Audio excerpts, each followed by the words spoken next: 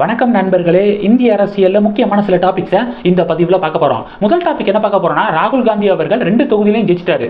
ரேபரேலிலையும் ஜெயிச்சிட்டாரு, வயநாடுலையும் ஜெயிச்சிட்டாரு. இப்போ ஒரு எம்பி பதவியை ராஜினாமா பண்ணணும். எந்த எம்பி பதவியை ராஜினாமா பண்ண போகிறாரு? வயநாடா இல்லை ரேபரேலியா அப்படிங்கிற ஒரு விவாதம் நடக்குதா? ராகுல் காந்தி அவர்கள் வயநாடு அந்த எம்பி பதவியை ராஜினாமா பண்ணுறதுக்கான வாய்ப்புகள் இருக்குது. ரேபரேலி எம்பியாக அவர் கண்டினியூ ஆவார் அப்படிங்கிற மாதிரியான சில செய்திகளை பார்க்க முடியுது. ஏன் வயநாடை ராஜினாமா பண்ணுறாருன்னா, அதுக்கும் சில காரணங்கள் சொல்கிறாங்க. இப்போ ரேபரேலியை ராகுல் காந்தி ராஜினாமா பண்ணிட்டாருன்னா, அங்கே ஒரு எலெக்ஷன் வரும், இடைத்தேர்தல் நடக்குதா? இந்த இடைத்தேர்தலில் யாராவது ஒரு வேட்பாளரை காங்கிரஸ் நிப்பாட்டுவாங்க. ரொம்ப ஸ்ட்ராங்கான வேட்பாளரை பாஜக நிப்பாட்டுவாங்க. ஓகே, ஊபி அந்த ரீஜனில் நார்த்தெலாம் பிஜேபி உடைய ஒரு கோட்டை. அப்போ இன்னும் ஸ்ட்ராங்கான என்ன தப்பு பண்ணோம், ஏன் உத்தரப்பிரதேசத்தில் நம்மளுக்கு நம்ம எதிர்பார்த்த நம்பர்ஸ் கிடைக்கல அப்படின்னு இப்போவே ஆலோசனையில் இறங்கிட்டாங்க பிஜேபி.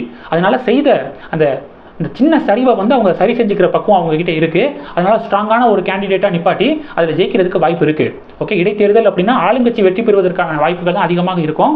அதனால நம்ம ரேபரேலியை ராஜினாமா பண்ணிட வேண்டாம்.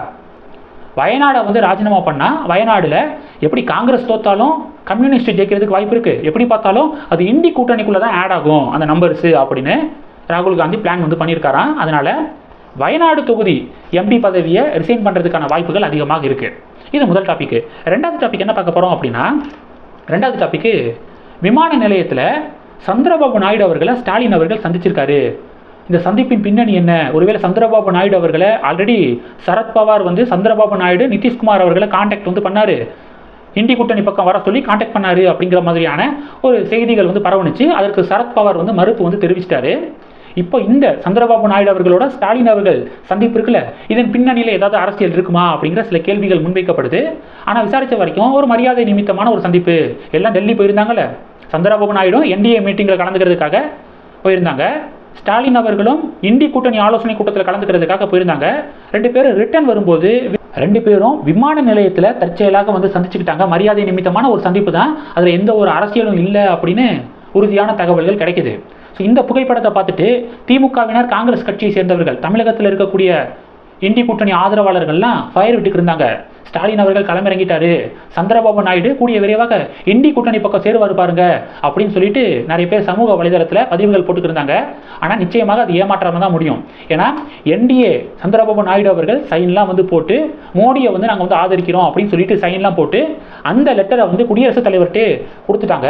அதனால ஜூன் 8ஆம் தேதி நரேந்திர மோடி அவர்கள் 3வது முறையாக பிரதமராக பதவியேற்க போறாரு அப்படிங்கிறது உறுதி ஆயிடுச்சுங்க. இது 3வது டாபிக். அடுத்த டாபிக் என்ன பார்க்க போகிறோம் அப்படின்னா, கம்யூனிஸ்ட் இருக்காங்க பார்த்தீங்களா, கம்யூனிஸ்ட் கட்சியை சேர்ந்தவர்கள் பாஜகவுக்கு மக்கள் மத்தியில் செல்வாக்கு குறைஞ்சிருச்சு, அதனால மோடி அவருடைய பதவியை ராஜினாமா பண்ணணும் அப்படின்னு சொல்லிட்டு கொந்தளிச்சுக்கு இருக்காங்க. கம்யூனிஸ்ட் கட்சி சரி, இந்த தேர்தலில் மொத்தம் நம்ம நாட்டில் 543 தொகுதிகள் இருக்குது. இந்த 543 தொகுதிகளில் கம்யூனிஸ்ட் கட்சி எவ்வளோ ஜெயிச்சிருக்காங்க? சிபிஐ சிபிஐஎம் இருக்குது பார்த்தீங்களா, 2ஐயும் சேர்த்து எவ்வளோ ஜெயிச்சிருக்காங்க அப்படின்னு பார்த்தீங்கன்னா, 1952 ஃபஸ்ட்டு தேர்தலில் கம்யூனிஸ்ட் கட்சி 16 தொகுதிகள் ஜெயிச்சிருந்தாங்க. முதல் தேர்தல், இந்தியாவுடைய ஃபஸ்ட்டு தேர்தலில் 16 தொகுதிகள் ஜெயிச்சிருந்தாங்க. ரொம்ப அதிகமாக எப்போ ஜெயிச்சாங்க அப்படின்னா 2004. 2004 2 கம்யூனிஸ்ட் கட்சியும் சேர்த்து 53 தொகுதிகள் ஜெயிச்சிருந்தாங்க 2004. இப்போ 2024 எத்தனை தொகுதி தெரியுமா? வெறும் 6 தொகுதி. இந்த 6ல் அதிகமாக தமிழ்நாட்டில் இருந்தால் வந்திருக்கு. தமிழ்நாட்டில் திமுகவுடைய கூட்டணியில் இருக்கிறதுனால தான் கம்யூனிஸ்ட் கட்சி ஜெயிச்சிருக்காங்க. கம்யூனிஸ்ட் கட்சி தனித்தெல்லாம் நின்னாங்க அப்படின்னா 10,000 ஓட்டு விழுகுமா அப்படிங்கிறதே ஒரு பெரிய டவுட் தான். அதனால 543 தொகுதிகளில் கம்யூனிஸ்ட் கட்சி ஜெயிச்ச தொகுதிகள் மொத்தம் 6 தொகுதிகள் அப்படிங்கிறத பாஜகவினர் இந்த டேட்டாவை எடுத்து போடுறாங்க. அப்போ 240 தொகுதி பாஜக ஜெயிச்சிருக்கு. 240 தொகுதி ஜெயிச்ச பாஜகவுக்கு மக்கள் மத்தியில் செல்வாக்கு குறைஞ்சிருச்சான். ஆனால் வெறும் 6 தொகுதி ஜெயிச்ச கம்யூனிஸ்ட் கட்சிக்கு பயங்கர செல்வாக்கு இருக்குது அப்படின்னு தோழர்கள் நம்பிக்கை இருக்காங்க, சொல்லிக்கிருக்காங்க அப்படின்னு சொல்லிட்டு பாஜக கிண்டல் பண்ணுறாங்க. இது 4வது டாபிக். கடைசி டாபிக் என்ன பார்க்க போகிறோம்னா, பஞ்சாபில் அம்ரித் பால் சிங் அப்படிங்கிற ஒரு காலிஸ்தான் ஆதரவாளர் ஜெயிக்கிறாரு. அதுவும் எப்படி சுயேட்சையாக நின்று ஜெயிக்கிறாரு, அதுவும் ஜெயிலுக்குள்ளே இருந்துக்கிட்டு ஜெயிக்கிறாரு ஒரு காலிஸ்தான் ஆதரவாளர். இப்போது இன்னைக்கு சில போராட்டங்களை பார்க்க முடிஞ்சிச்சு பஞ்சாபில். என்ன போராட்டம் தெரியுமா? ஆப்ரேஷன் ப்ளூ ஸ்டாருக்கு எதிரான போராட்டம். ஆப்ரேஷன் ப்ளூ ஸ்டார் நடத்தி 40 வருடங்கள் ஆயிடுச்சு. ஸோ அதனை எதிர்த்து போராட்டம் அப்படின்னு சொல்லிட்டு அந்த நிகழ்வை நாங்கள் வந்து எதிர்க்கிறோம் அப்படின்னு சொல்லிட்டு போராட்டத்தை சில பேர் நடத்தியிருக்காங்க.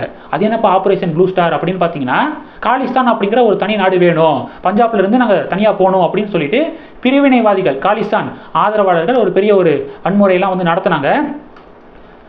அமிர்தசரஸ் பொற்கோவில் இருக்குது பார்த்தீங்களா, அதுக்குள்ளே போயிட்டு அந்த வெப்பன்ஸ் இதெல்லாம் வந்து மறைச்சி வச்சுக்கிட்டு பிரச்சனை பண்ணிக்கிட்டு இருந்தாங்க, கலாட்டா பண்ணிக்கிட்டு இருந்தாங்க.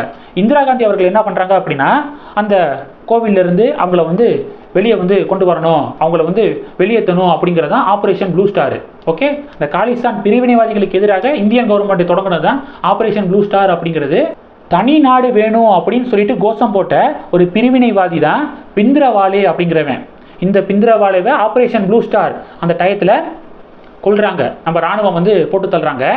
இன்னைக்கு நடந்த போராட்டத்தில் இந்த பிந்திரவாலேவுடைய அந்த படமெல்லாம் வச்சு சில பேர் வந்து போராட்டம் வந்து நடத்தியிருக்காங்க. இந்த அம்ரித் பால் சிங் இருக்கான் பார்த்தீங்களா, இந்த அம்ரித் பால் சிங்கு நான் வந்து இளம் பிந்திரவாலே அப்படின்னு சொல்லிட்டு கூட தனக்கு தானே அவன் வந்து சொல்லிக்கிட்டான். அப்படிப்பட்ட நபர் வந்து இப்போ வந்து எலெக்ஷனில் ஜெயிச்சிருக்கான் அப்படிங்கிறது நிச்சயமாக இது நம்ம நாட்டுடைய செக்யூரிட்டி, இன்டெகிரிட்டி இதை வந்து கேள்வி எழுப்பக்கூடிய ஒரு விஷயமாக தான் நம்ம வந்து பார்க்கணும். இது ஒன்று. இன்னொரு விஷயம் என்னென்னா, இந்த ஆப்ரேஷன் ப்ளூ ஸ்டாருக்கு நாங்கள் வந்து பழி வாங்கணும் அப்படின்னு சொல்லிட்டு நம்ம இந்திரா காந்தி அவர்களை பாதுகாவலர்கள் 2 பேர் வந்து சுட்டு கொண்டானுங்க. அந்த 2 பாதுகாவலரில் ஒருத்தனுடைய பையன் இந்த எலெக்ஷனில் வந்து ஜெயிச்சிருக்கான். ஸோ இதெல்லாம் பார்க்கும்போது எப்படி வந்து அப்படின்னு சொல்லிட்டு பயங்கர ஒரு ஷாக்கிங்காக வந்து இருக்குது. இன்றைக்கி வந்து அந்த ஆப்ரேஷன் ப்ளூ ஸ்டார் நடந்து 40 வருடங்கள் ஆயிடுச்சா, இதனை எதிர்த்து இங்கே பஞ்சாபில் சில இடங்களில் வந்து போராட்டம் வந்து நடந்துக்கிருக்கு. அந்த போராட்டத்தில் இந்த பிந்திரவாலேவுடைய படமெல்லாம் வந்து சார்ட்டில் வந்து பிடிச்சிக்கிட்டு சில பேர் வந்து போராட்டம் நடத்துகிறாங்க. ஸோ இது நேஷனல் செக்யூரிட்டி சம்மந்தப்பட்ட விஷயம். அதனால் போலீஸு, பஞ்சாபுடைய போலீஸ் மற்றும் இராணுவம்லாம் இதை சீரியஸாக வந்து ஹேண்டில் பண்ணணும் அப்படிங்கிறது தான் மக்களுடைய கருத்தாக இருக்குது. இந்த டாபிக்ஸை பற்றி உங்களுடைய பார்வைகளை மறக்காமல் கமெண்ட் பண்ணுங்கள். இந்த வீடியோ பிடிச்சிருந்துச்சுன்னா லைக் பண்ணுங்கள், ஷேர் பண்ணுங்கள், மறக்காமல் நம்ம சேனலை சப்ஸ்கிரைப் பண்ணுங்கள். மேலும் நம்ம சேனலுக்கு சப்போர்ட் பண்ணணும் அப்படின்னு ஆசைப்பட்டீங்கன்னா நான் பேசக்கூடிய வீடியோக்கு கீழே நன்றி அப்படிங்கிற ஆப்ஷன் இருக்குது, அதை கிளிக் பண்ணி உங்களால் முடிந்த தொகையை சேனல் வளர்ச்சிக்காக கொடுத்து உதவி செய்யலாம். இல்லை ஜாயின் பட்டனை கிளிக் பண்ணி நம்ம சேனலுக்கு மெம்பராக வந்து ஆகலாம். நன்றி. ஜெய் ஹிந்த்.